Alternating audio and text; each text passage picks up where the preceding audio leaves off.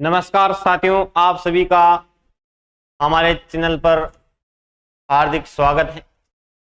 दोस्तों, अपन ने पिछली क्लास में पढ़ा था कैलेंडर के बारे में, दिशा परीक्षण के बारे में। वैसे ही एक शानदार चैप्टर में आपके सामने लेके आया हूं जिसका नाम है क्रम परीक्षण। क्रम परीक्षण का मतलब क्या होता है? रैंकिंग टेस्ट अपन इसे बोलते हैं, रैंकिंग टेस्ट, जिसमें किसी एक व्यक्ति का स्थान विशेष देकर उसका क्रम पूछा जाता है कि बाएं से उसका स्थान कौन सा है, दाएं से उसका स्थान कौन सा है। ऐसे इसमें क्वेश्चन आते हैं और ऐसे क्वेश्चन मैंने आपको पहले बताया था। जब आपको बायां और दायां, ये अगर आपको पता होता है कि बायां किसे कहते हैं और दायां किसे कहते हैं, कौन सी साइड को बायां कहते हैं, कौन सी साइड को दायां कहते हैं, जब आपको ये चीज पता होती है तो उससे रिलेटेड रीजनिंग के अंदर आप 4 से 5 चैप्टर क्या कर सकते हो, कंप्लीट कर सकते हो। वैसे एक शानदार चैप्टर आपके क्रम परीक्षण होने वाला है जो बाएं और दाएं से रिलेटेड है, और बाएं और दाएं से रिलेटेड चैप्टर अपन आज पढ़ने वाला है।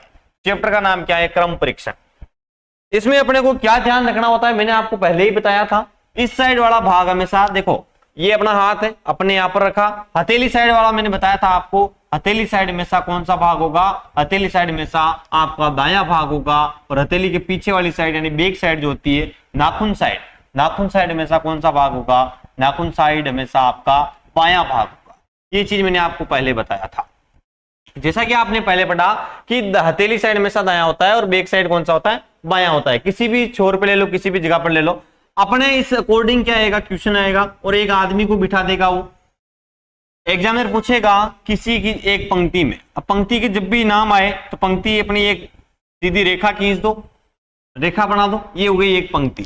पंक्ति में वो पूछता है, वो बोलता है कि एक पंक्ति में ये वाला भाग इधर वाला बायां हो गया और ये वाला कौन सा हो गया? दायां हो गया। जब इसमें अपन किसी आदमी को बिठाते हैं तो उसका मुंह किधर रहता है? उत्तर दिशा की ओर। अगर आदमी का मुंह उत्तर दिशा की ओर है तो इधर वाला भाग हमेशा दायां होगा और इधर वाला भाग हमेशा क्या होगा? बायां होगा। ये चीज मैंने आपको पहले बताई थी। वैसे ही आप आज आगे देखेंगे अपन क्या क्या दाएं और बाएं से रिलेटेड क्वेश्चन बनते हैं इसमें। अब यहाँ पर एक आदमी बैठा है, अगर एग्जाम में उसने उसकी दिशा दे दी कि वो उत्तर की ओर मुंह करके बैठा है तो भी उसका मुंह आपको किधर रखना है? उत्तर में रखना है। और ऑप्शन अगर आप वो अगर एग्जाम में नहीं देवे या फिर आपके ट्यूशन में नहीं देवे कि इनका मुंह उत्तर दिशा की ओर है, तब भी आपको कौन सी दिशा के हिसाब से बिठाना है? उत्तर दिशा के हिसाब से इनको बिठाना है। तो ये चीज आप ध्यान रखिए। अब आपका ये क्लियर हो गया होगा। मान लो ये आदमी है, राम बैठा है, दायां उधर हो गया, बायां इधर हो गया, दोनों साइड हो गई। अब आप आगे बात करते हैं। देखो, जब एक ही आदमी की स्थिति देकर अपने को क्या क्या पूछता है, 3 चीजों का खेल है इस पूरे चैप्टर में। एक तो है इसमें बायां का, बायां किसे कहते हैं, वो अपने पास होना चाहिए। एक होता है दायां, वो भी अपने पास होना चाहिए। एक होता है कुल, ये भी अपने पास होना चाहिए। देखो, बायां, दायां और कुल, सबसे आसान है कुल। कुल के लिए क्या करना पड़ता है? देखो, कुल जो होता है एक ही व्यक्ति का, एक ही व्यक्ति के संदर्भ में बात कर रहे हैं। जब एक ही व्यक्ति की बात कर रहे हैं ना, जब एक ही व्यक्ति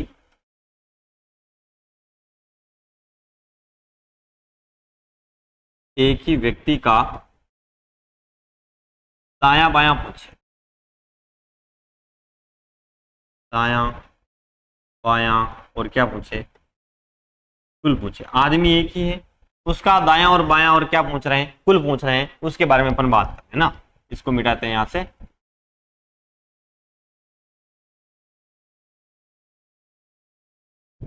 एक ही व्यक्ति का दायां बायां और कुल पूछे तो आपको क्या करना है? जब भी आपको कुल पूछे तो आपको क्या ध्यान रखना है? कुल में आपको ये ध्यान रखना है कि आपके पास उस आदमी का दाएं से स्थान होना चाहिए और किधर से होना चाहिए? बाएं से भी स्थान आपके पास उसका होना चाहिए। वो कैसे होगा अपने पास? देखो, जब अपने पास 3 चीजें होती है, बायां निकालने के लिए, दायां निकालने के लिए, कुल निकालने के लिए अपन क्या करेंगे? वो देखो, सबसे पहले कुल पे बात करते हैं अपन। कुल कैसे निकलेगा? जब एक ही आदमी का आपके पास बाएं से स्थान, किससे स्थान? बाएं से स्थान हो कि बाएं से वो कौन से स्थान पर बैठा है, प्लस एक आपके पास और क्या हो? दाएं से स्थान, दाएं से स्थान। उन सबको जोड़ के माइनस क्या करना है उससे? ए।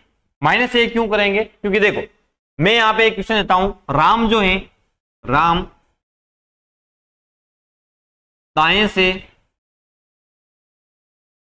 5वां है तथा बाएं से भी कौन सा है? बाएं से भी 5वां है। तो पंक्ति में कुल कितने विद्यार्थी या व्यक्ति, कितने व्यक्ति, इसकी बात कर रहे हैं अपन। राम जो है दाएं से भी पांचवा है, बाएं से भी पांचवा है, तो पंक्ति में कुल कितने व्यक्ति या कितने विद्यार्थी हैं।